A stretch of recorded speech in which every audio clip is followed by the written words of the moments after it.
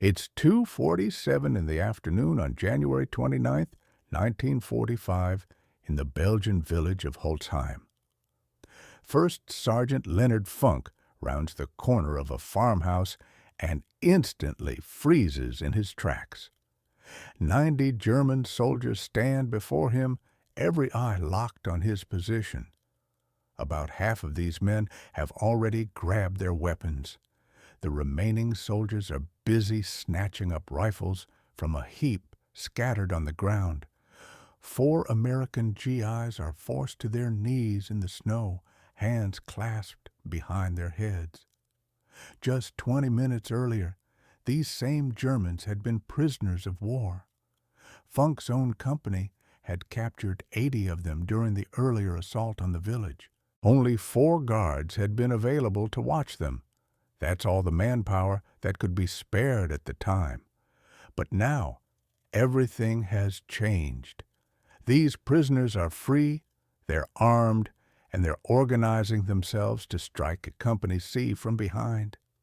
A German officer strides forward and jams an MP-40 submachine gun hard into Funk's stomach, shouting something in German at the top of his lungs. Funk doesn't understand a word of German, neither do any of the other Americans present. The officer screams his command again, even louder this time, his face flushing red with anger and frustration. Funk glances at the 90 Germans surrounding him, then at his 4 disarmed soldiers kneeling helplessly in the snow, then down at the MP-40 pressed firmly against his gut. And then he starts laughing. The German officer's face contorts with confusion, then twists into pure rage. He screams even louder than before. Funk just laughs harder. What unfolds next will take less than 60 seconds to complete. 21 Germans will be dead. The survivors will drop their weapons and surrender once again. And Leonard Funk will be awarded the Medal of Honor for one of the most incredible acts of combat witnessed during World War II, all because he simply couldn't stop laughing. Leonard Alfred Funk, Jr. was born on August 27, 1916, in Braddock Township, Pennsylvania. It was a steel town with smokestacks and foundries lining the banks of the Monongahela River, located about 8 miles east of Pittsburgh. Funk had to grow up quickly and learned what responsibility meant at an early age. By the time he finished high school in 1934, he'd already been taking care of his younger brother for many years. The Great Depression was grinding through its 5th brutal year. Jobs were incredibly scarce across the nation. Going to college was nothing more than a fantasy for most young men. Then in June 1941, with war raging violently across Europe and Asia, Congress decides to extend the military draft. Funk's number gets called. He reports to the induction center located at Wilkinsburg, Pennsylvania. He's 24 years old at this point, stands 5 feet 5 inches tall, and weighs 140 pounds. The Army physical examiner takes one look at him and probably assumes he's destined for clerk duty somewhere safe. They couldn't be more wrong about this assumption. Funk volunteers for the paratroopers instead. Back in 1941, American airborne forces barely even exist as a concept. The whole idea is relatively new, jumping out of perfectly good aircraft to land deep behind enemy lines and fight while completely surrounded. It sounds like a suicide mission to most regular soldiers. The men who volunteer for this duty are simply a different breed altogether. They have to be to even consider it. Airborne training is specifically designed to break you down completely. 5 weeks of nonstop running, jumping, climbing, falling, and brutal physical conditioning that washes out roughly half of all candidates. Then come the jump towers, followed by actual aircraft jumps. The first time you step out of a C-47 transport at 1,200 feet, everything in your body screams at you to grab the door frame and hold on for dear life. This ground is an impossibly long way down below you. The wind tears viciously at your face and body. Your parachute is nothing but fabric, cord, and pure faith in the equipment. Funk successfully earns his jump wings and gets assigned to Company C, 1st Battalion, 508, Parachute Infantry Regiment, stationed at Camp Blanding, Florida. The 508th ships out to England in late 1943, where they join up with the 82nd Airborne Division. The All-Americans, who are already veterans of combat in Sicily and Italy. These men have already jumped into actual combat situations. They've already killed enemy soldiers and watched their friends die in battle. Funk is still the new guy in the unit. At 27 years old, he's ancient by paratrooper standards, where most of his squad mates are barely 20 years old. But Funk possesses something most of them don't have yet: maturity, steadiness, and the kind of quiet competence that naturally makes men willing to follow you straight into hell itself. By D-Day, he's already been promoted to squad leader. By the time Hurtgen rolls around, he'll be serving as acting company executive officer. First, though, he has to survive the Normandy invasion. June 6, 1944, at 1:30 in the morning. The C-47 Skytrain shudders violently as flak explosions erupt all around the aircraft. Funk is standing in the stick, the line of paratroopers waiting for their turn to jump. He's got 60 pounds of equipment strapped to his body. His M1A1 Thompson submachine gun, ammunition pouches, grenades, rations, and medical kit weigh him down heavily. The aircraft is flying at just 400 feet altitude, which is far too low for any safe parachute jump, but the pilots can't climb any higher into the sky. German anti-aircraft fire is absolutely everywhere around them. Tracer rounds arc through the darkness like swarms of angry fireflies lighting up the night. The men can actually hear metal fragments pinging loudly off the fuselage around them. The Normandy invasion involves approximately 13,000 paratroopers from both the 82nd and 101st Airborne Divisions combined. They're supposed to land behind the invasion beaches, secure critical bridges and crossroads, and prevent German reinforcements from reaching the coastal defenses. Absolutely nothing goes according to the carefully laid plans. The green light suddenly comes on inside the aircraft. Funk jumps into the darkness. The propeller blast hits him with the force of a speeding truck. Then his parachute deploys, and the world goes eerily quiet around him. Below him lies France, occupied France under Nazi control. Enemy territory stretches out in every single direction as far as he can see. The D-Day airborne operation turns into complete chaos from the very first minute. German anti-aircraft fire has scattered the tight formations across 50 miles of French countryside. Paratroopers are landing in flooded agricultural fields and drowning under the crushing weight of their equipment. Others are coming down right in the middle of German military camps and dying before they can even cut themselves free of their harnesses. Funk hits the ground hard on impact. His ankle twists badly, leaving it severely sprained or possibly even fractured. The pain is immediate and absolutely intense.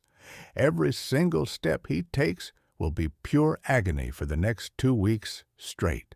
But he can still walk, he can still fight, and that's all that really matters in this situation.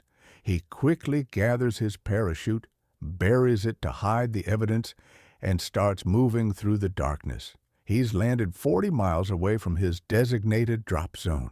That's 40 miles of German-held territory he'll have to cross in the dark, completely alone. Within just a few hours, he's managed to collect a group of lost paratroopers wandering through the countryside. These are men from different units, different companies, even different regiments entirely. 18 of them eventually band together, all of them desperately looking for leadership in the chaos. Funk provides exactly that for them. For 10 straight days, Funk leads this improvised group through German-held territory behind enemy lines. They travel exclusively at night, hide during the daylight hours, and fight only when they absolutely have to engage. He insists on personally serving as lead scout despite his severely injured ankle, deliberately putting himself in the most dangerous position to protect his men from harm. They finally link up with Allied forces on June 17th. Every single man under his command survives the ordeal. Not one casualty among them. 10 days spent behind enemy lines. 40 miles of German-occupied French territory successfully crossed. And Leonard Funk brings every last one of them home safely. He's awarded the Silver Star, the third highest combat decoration in the American military, plus a Bronze Star for meritorious service, plus his first Purple Heart Medal. But Funk is only just getting started with his war. September 17, 1944, in Holland. Operation Market Garden begins, the largest airborne assault in military history. 35,000 paratroopers are dropping into the Netherlands to capture a critical series of bridges across the Rhine River. British, American, and Polish forces are all jumping together in this massive operation. If everything works according to plan, the Allied armies will be fighting inside Germany by Christmas. Field Marshal Montgomery's plan is certainly ambitious, maybe far too ambitious for reality. The paratroopers have to capture and hold 7 separate bridges across 64 miles of Dutch territory. Ground forces will race up a single narrow highway to link up with the airborne troops. Everything depends entirely on speed, on achieving complete surprise, and on absolutely nothing going wrong. Naturally, everything goes wrong almost immediately. The British 1st Airborne Division lands at Arnhem, which is the furthest bridge from Allied lines. They're immediately surrounded by SS Panzer divisions that intelligence said weren't supposed to be anywhere in the area.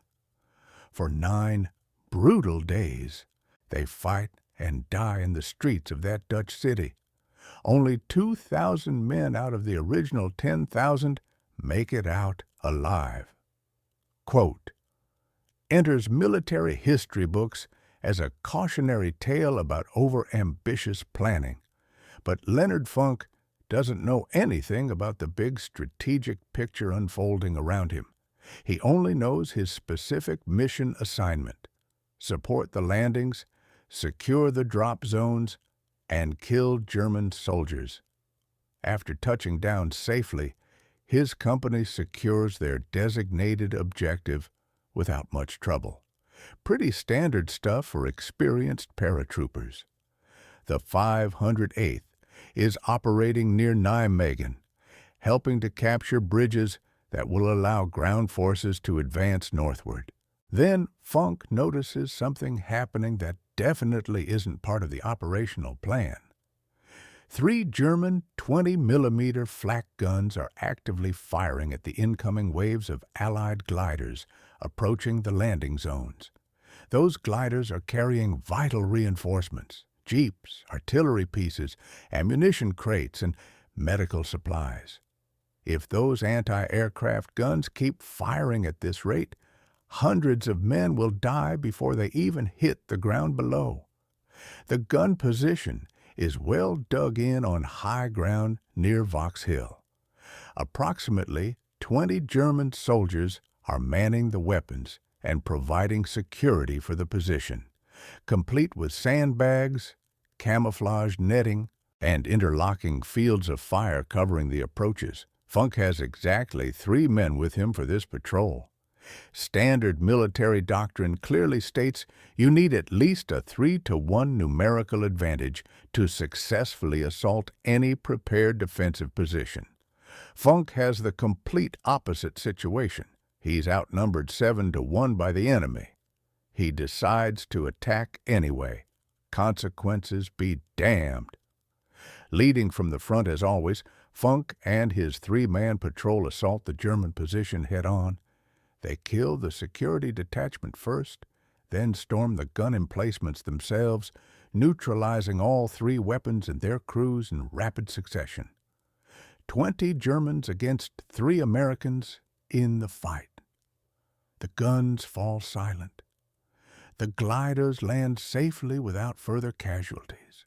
He's awarded the Distinguished Service Cross, the second highest decoration for valor in the American military, just 1 step below the Medal of Honor itself. Funk now has both a Silver Star and a Distinguished Service Cross to his name. These are 2 of the rarest combat decorations in the entire American military establishment. Most soldiers who earn even one of these medals are considered heroes for the rest of their lives. Funk still isn't finished with his war yet. December 16, 1944 arrives. The Germans launch their last desperate major offensive of the war. 3 entire armies, 400,000 men, 1,400 tanks, and 1,900 artillery pieces. They crash through the thinly held American lines in the Ardennes forest, aiming ultimately for the vital port of Antwerp on the coast. Hitler's plan is absolutely insane from a strategic standpoint, but it almost works despite that. He's gambling everything Germany has left on one massive surprise attack, split the Allied armies apart, capture Antwerp, and force a negotiated peace settlement in the West so Germany can focus all its remaining strength on fighting the Soviets in the East. For the American forces in the path, it's an absolute nightmare scenario unfolding. The offensive hits thinly held defensive sectors manned by either Green troops fresh from training or exhausted veterans who've been pulled off the front lines to rest and recover. Entire divisions crumble under the assault. Thousands of American soldiers surrender in the chaos. The German advance creates a massive bulge 50 miles deep into the Allied lines. The Battle of the Bulge begins, destined to become the largest single battle the American Army will fight during all of World War II. 89,000 American casualties will be suffered before it's finally over. The weather conditions are absolutely brutal throughout. Heavy snow, ice covering everything, and temperatures dropping to 5 degrees below zero at night. Men literally freeze to death in their foxholes overnight. Weapons jam from the cold. Vehicles refuse to start in the morning. The freezing cold is proving just as deadly as the German soldiers. Then comes Malmedy, and everything changes. December 17, 1944, just 1 day into the German offensive. A convoy from the 285th Field Artillery Observation Battalion is moving near the Bognes Crossroads when they unexpectedly run straight into the spearhead of Kampfgruppe Piper, an SS armored battle group driving deep into American lines. The Americans in this convoy are rear echelon troops, artillery observers and radio operators mostly. They're absolutely not equipped for any kind of fight against tanks and armored infantry forces. After a brief, one-sided engagement, 113 Americans surrender to the SS troops. They're herded together into a farmer's field near the crossroads. hands raised high, completely disarmed, now prisoners of war under international law. Then the SS simply opens fire on them. Machine guns, pistols, rifles, everything they have. The Germans systematically shoot them down like cattle in a slaughterhouse. Men who try to run away are cut down instantly. Men who fall wounded are finished off with execution shots to the head at close range. 84 Americans die in that frozen field. Some men manage to survive by playing dead among the corpses. They lie motionless in the snow for hours. German boots walking past them just inches away. German voices laughing and joking nearby. When darkness finally comes, 43 survivors crawl away through the snow and make it back to American lines. The news spreads like wildfire through the entire American army. Within hours, every soldier knows the truth. The Germans are executing prisoners in cold blood. Malmedy changes absolutely everything about how this war will be fought from now on.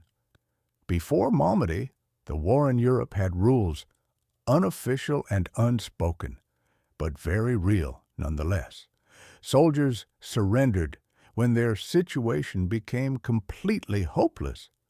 Prisoners were treated according to the Geneva Convention guidelines. There was a kind of grim professionalism maintained between enemies on both sides. After Malmedy, those rules are completely gone. American soldiers swear to each other they'll never surrender to the SS under any circumstances. Some units even pass down unofficial orders. No SS prisoners will be taken alive. When Funk hears the details about the massacre, something hardens deep inside him. He's already seen far too much death and suffering, Normandy, Holland, watching friends die in fields and forests across Europe. But this is fundamentally different from combat. This is cold-blooded murder. These were execution-style killings of men who had surrendered in good faith under the rules of war. Leonard Funk makes a decision right then and there. He will never, ever surrender to the Germans, no matter what happens. That decision will matter very, very soon. January 29th, 1945, in the Ardennes region, the German offensive has been broken and stopped. Now the Allied forces are pushing back hard. Company C of the 508th Parachute Infantry receives orders to capture the Belgian village of Holzheim from German control, but there's a significant problem with this mission. Company C is badly under strength after weeks of continuous combat. The executive officer, the second in command, has been killed in action. They simply don't have enough men for a proper assault on the village. Funk is now serving as acting executive officer.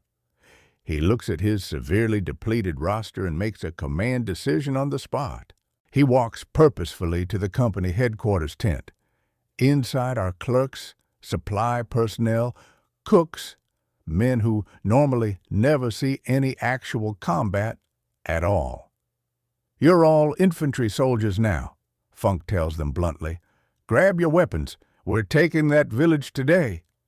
He forms what amounts to a makeshift platoon from these rear echelon troops. 30 men who've spent most of the war sitting behind desks and working in supply tents. Sure, they've all had basic training at some point, but real combat? Most of them have never fired a single shot at another human being in anger. Funk doesn't care about their lack of experience. He needs bodies on the ground. He'll turn them into soldiers through necessity. The march to Holzheim covers 15 miles through waist-deep snow in a driving blizzard. Temperatures are well below freezing throughout. German artillery shells explode around the column constantly, harassing fire from enemy positions on the flanks. Funk leads from the very front of the column, as always. They finally reach Holzheim after hours of marching. Funk organizes the assault on the village. His clerks, his makeshift warriors, follow him straight into the buildings. The village consists of about 15 houses, with Germans positioned in every single one of them. Machine guns, rifles, grenades flying back and forth. Funk and his improvised infantry clear them all systematically. 30 prisoners are captured during the fighting. Not one American casualty is taken in the assault. Another unit operating on the other side of town captures 50 more Germans. 80 prisoners total are now in American hands. They're corralled together in the yard of a farmhouse under guard. Funk looks at his exhausted men standing around him. They've been marching and fighting continuously for hours now. There's still scattered resistance in other parts of the village. German soldiers who haven't surrendered yet, hiding in buildings. He can only spare 4 men to guard all these prisoners. "Keep them here," he tells the guards firmly. "We'll send reinforcements when we can." Funk heads back into the ongoing fight to clear the rest of the village. He has absolutely no idea what's about to happen behind him at that farmhouse. While Funk is busy clearing the rest of Holzheim building by building, a German patrol approaches the farmhouse where the prisoners are being held. 10 men, maybe 20 in total, all wearing white camouflage capes over their regular uniforms. In the heavy snow and general confusion of battle, they look almost identical to American troops wearing winter gear. The 4 guards don't realize the danger approaching till it's far too late to react. The Germans quickly overwhelm the guards, disarm them completely, and force them down to their knees in the snow. Then they immediately free all the prisoners being held. 80 German soldiers, plus the patrol that freed them, makes 90 men total now. They grab weapons from the pile where they'd been stacked. They organize themselves quickly and efficiently. They know exactly what they're planning to do next. Attack Company C from the rear while the Americans are spread out. Funk's company is scattered all across the village at this moment, mopping up the last pockets of resistance. They're absolutely not expecting any kind of attack from behind their own lines. If 90 armed Germans hit them while they're this spread out and vulnerable, it'll be a complete massacre.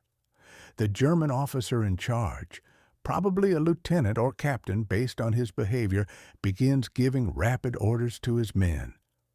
Quote 5.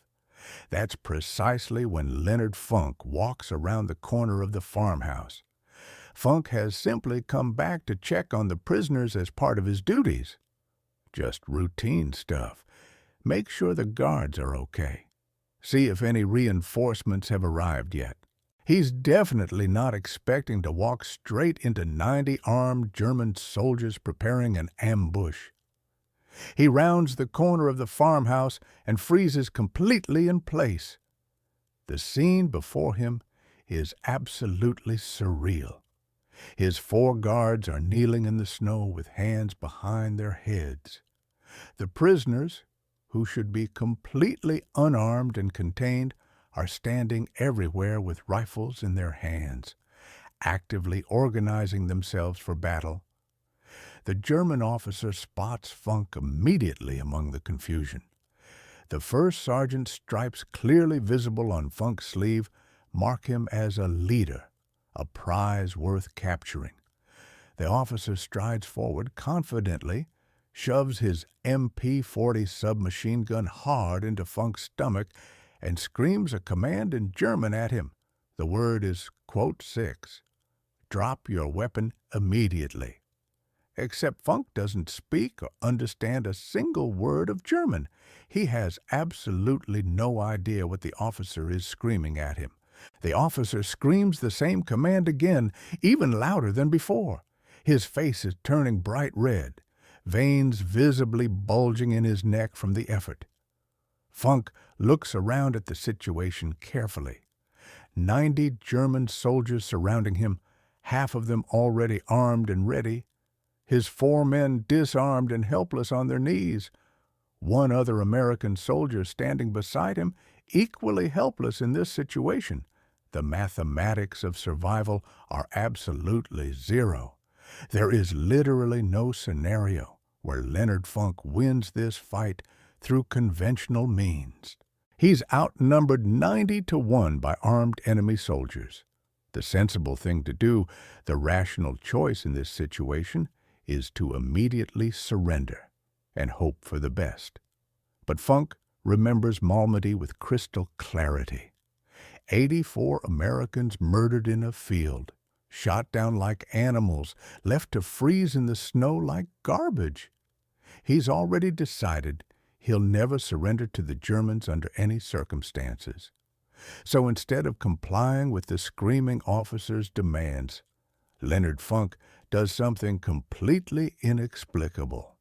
He starts laughing out loud. Nobody knows exactly why Funk laughed in that moment.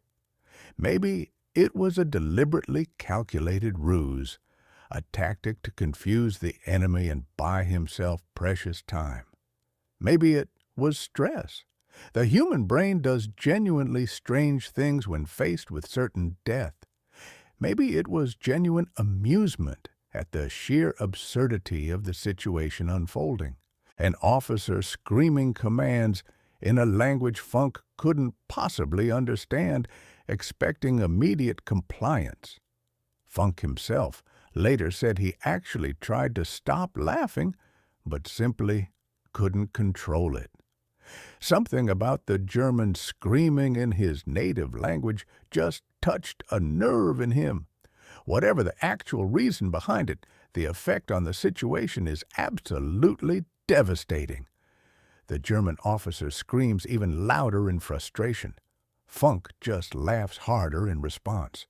He bends over slightly, his shoulders shaking from the laughter, and calls out to his captured men kneeling nearby. I don't understand what he's saying at all. Some of the German soldiers actually start laughing too at this bizarre scene. The tension in the air is completely bizarre now. Their officer is turning purple with mounting rage, and this American prisoner won't stop cackling like a madman while a gun is pressed into his stomach. The officer is completely thrown off his game by this. This simply isn't how prisoners are supposed to behave in his experience. They beg for mercy. They plead for their lives. They comply immediately with orders. They don't stand there laughing hysterically while you shove a loaded gun into their stomach. For a few critical seconds, the German officer genuinely doesn't know what to do about this situation, and Leonard Funk uses every single one of those precious seconds. While still appearing to laugh uncontrollably, Funk slowly reaches up toward his Thompson submachine gun. It's slung over his shoulder in the standard carrying position for paratroopers on patrol. The German officer watches this movement carefully. This is good, he thinks. The American is finally surrendering his weapon as ordered. Funk's hand closes around the grip of the Thompson firmly. He begins to unsling it slowly and carefully from his shoulder. The German officer relaxes slightly at this sight. He's about to have another prisoner, another trophy of war to add to his count. Then Funk moves in one fluid motion, faster than conscious thought. He swings the Thompson down and forward, brings the muzzle into perfect line, and squeezes the trigger without hesitation. The M1A1 Thompson submachine gun fires .45 ACP rounds at a rate of 600 per minute. At this close range, each round hits with the impact force of a sledgehammer. The bullets don't just wound, they absolutely destroy human tissue. The first burst catches the German officer square in the chest. 30 rounds fired in less than 3 seconds total.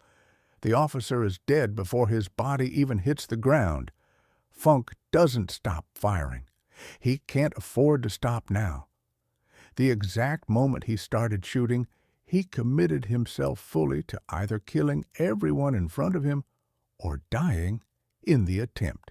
There's absolutely no middle ground possible now. He pivots his body, still firing in controlled bursts. The Thompson sprays an arc of lead across the German soldiers standing nearest to him. Men scream in agony. Men fall dying into the snow.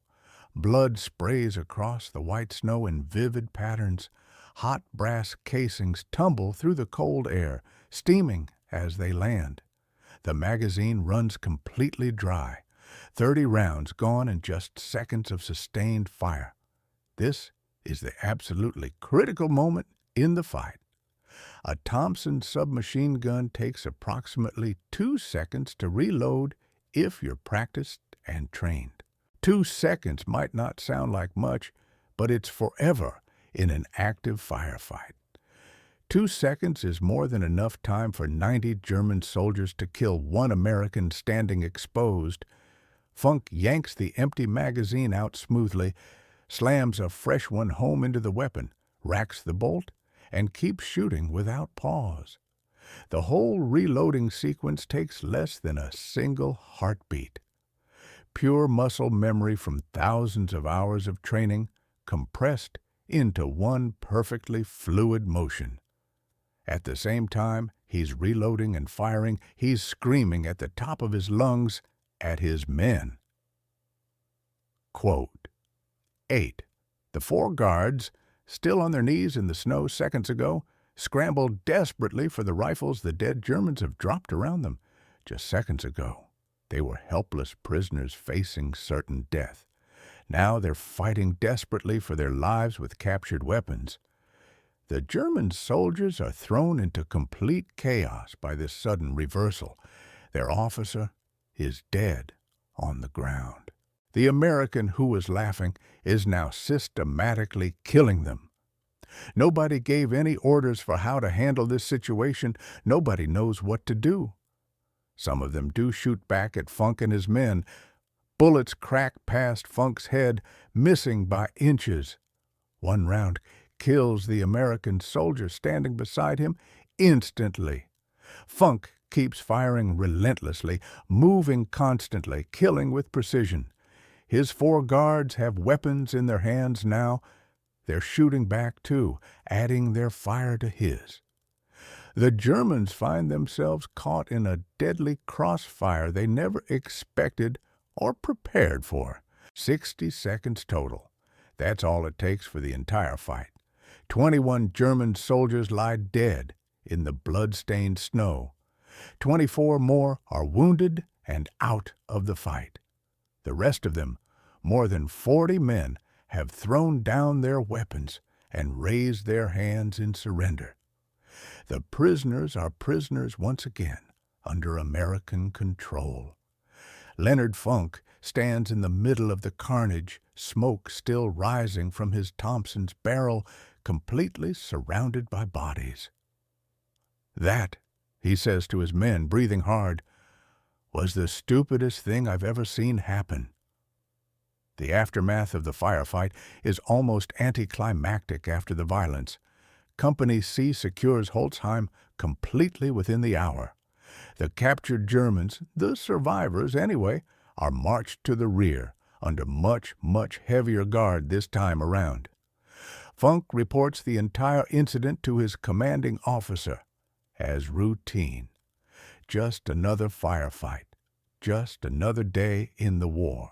But the story spreads rapidly through the regiment, then through the entire division, then through the whole 82nd Airborne.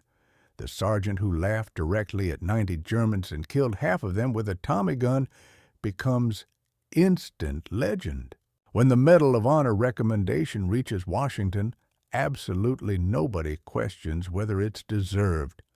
What Funk did at Holzheim is beyond any dispute whatsoever. outnumbered 90-1, enemy weapon jammed into his gut, and instead of surrendering like any sane person would, he attacked. The official citation reads, quote, 11, September 5, 1945, at the White House. President Harry Truman personally places the Medal of Honor around Leonard Funk's neck in a ceremony. "I would rather have this medal," Truman says to him directly, "than be President of the United States." Let's count up what Leonard Funk earned during his service in World War II. Medal of Honor for the action at Holzheim. Distinguished Service Cross for destroying the anti-aircraft guns in Holland. Silver Star for leading 18 men through 40 miles of enemy territory in Normandy. Bronze Star for meritorious service throughout. Purple Heart. 3 of them, actually. He was wounded 3 separate times in combat and kept fighting each time. Plus the Croix de Guerre from France, the Order of Leopold from Belgium, and the Military Order of William from the Netherlands, their equivalent of the Victoria Cross. Leonard Funk is officially the most decorated paratrooper of the entire Second World War. 5 feet 5 inches tall, 140 pounds. A former store clerk who became an absolute legend. The war finally ends. Funk goes home to Pennsylvania. He doesn't write a book about his experiences, doesn't do the lecture circuit around the country, doesn't turn his Medal of Honor into a lucrative speaking career or a political platform for higher office. He doesn't cash in on his fame at all.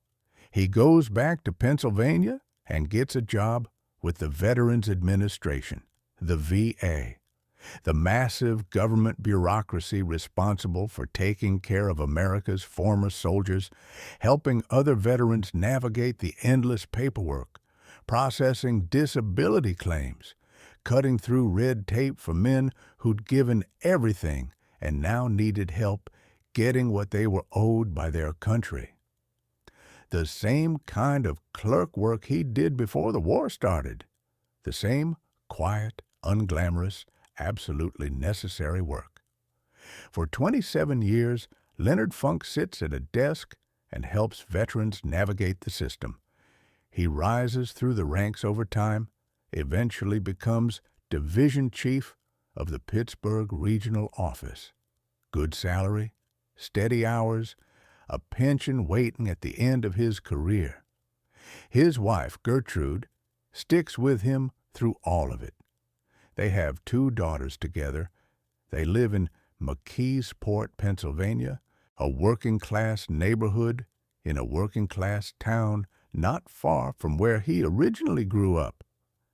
The Medal of Honor hangs in a display case somewhere in his house. The Distinguished Service Cross, the Silver Star, all the foreign decorations from France and Belgium and the Netherlands. He never talks about them with anyone. When people ask him about Holzheim, about the laughing, about facing down those 90 Germans, he just shrugs it off casually. Quote 14. That's it. That's all he ever says about it.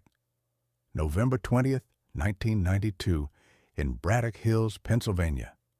Leonard Alfred Funk, Jr. dies of cancer. He's 76 years old. They bury him at Arlington National Cemetery. Section 35, grave number 2373, among the heroes of every American war. At the time of his death, he's the last surviving Medal of Honor recipient from the 82nd Airborne Division who served in World War II. A fitness center at Fort Bragg, now renamed Fort Liberty, is named after him. A highway in Pennsylvania bears his name on the signs. A post office in McKeesport was officially dedicated to him in 2023. But most people have never heard of Leonard Funk. They know Audie Murphy's name. They know Alvin York, the famous Medal of Honor recipients from the World Wars. They don't know about the short, quiet paratrooper who laughed at 90 Germans and killed 21 of them with a Tommy gun. Here's what the story of Leonard Funk tells us about warfare. War doesn't favor the physically big. It doesn't favor the naturally strong. It doesn't favor the reckless or the supposedly fearless. War ultimately favors the ones who keep thinking clearly when everyone else has stopped. At Holzheim, Leonard Funk had every rational reason to surrender immediately. The math was completely impossible. 90 against 1. A gun jammed in his stomach. His men already captured. Any rational person would have given up. But Funk wasn't thinking about the mathematical odds. He was thinking about Malmedy, about 84 Americans murdered in a field, about what the Germans did to prisoners who surrendered, and he was thinking about his men, the 4 guards on their knees, the soldiers scattered across the village who would be hit from behind if these Germans escaped and attacked. So he laughed, maybe as a deliberate tactical move, maybe from pure stress, maybe because the whole situation struck him as genuinely absurd. And while the German officer was confused, while everyone around him was off balance from this bizarre behavior, Leonard Funk made his move. 60 seconds later, he was standing in a field of bodies, alive when he absolutely should have been dead. There's a quote often attributed to President Truman about the Medal of Honor. Quote, 15. He said those exact words to Leonard Funk, September 5th, 1945, in the White House Rose Garden. Think about that for a moment. The most powerful man in the world at that time. The man who had just ended World War II with the atomic bomb. The man who would reshape the entire global order for decades to come. Looking at a 5'5" former store clerk from Pennsylvania and saying directly to him, quote, 16, quote, because what Truman understood, what everyone who reads the Medal of Honor citations understands, is that courage isn't about physical size or strength or training. Courage is what you do when there's a gun pressed into your stomach and 90 men want you dead.